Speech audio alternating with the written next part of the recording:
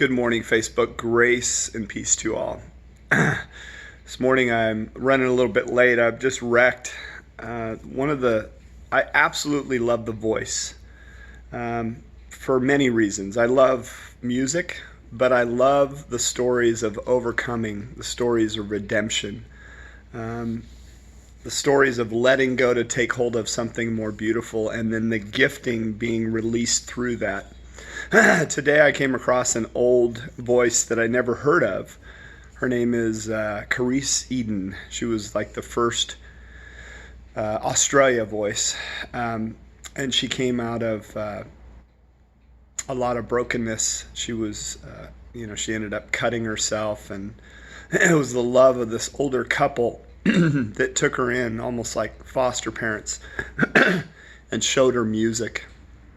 And this, one of the most beautiful voices I've ever heard, kind of a Janis Joplin powerful voice, but with beauty at the same time. And just her story, after she won The Voice, then she kind of was just so famous, but kind of walked away from it, just needed some more healing in her life. And she was talking about how she was prescribed with all these medications as she's growing up. All this brokenness in her life, and she said those were like band-aids, taking all these medications for all the stuff that they prescribed me because I needed these things to be normal.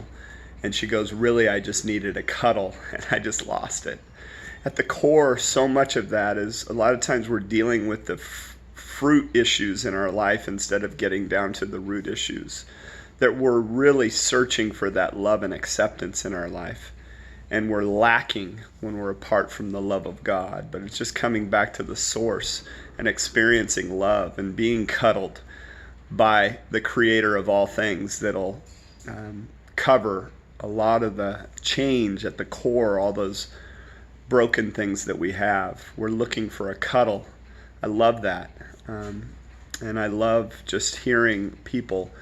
It goes from, I love seeing overcoming, and I think that's why, I was just in tears this morning seeing the beauty of somebody overcoming all this negative stuff, and yet now their life is flourishing. Maybe not in the way that people think, like they think more she should still be out there producing music and stuff, and she might eventually, but she's in just a beautiful place. I watched her story afterwards. But she's healed, made whole and complete, and now she's living in a place of contentment rather than that place of brokenness with all those band-aids on her, because she was a cutter.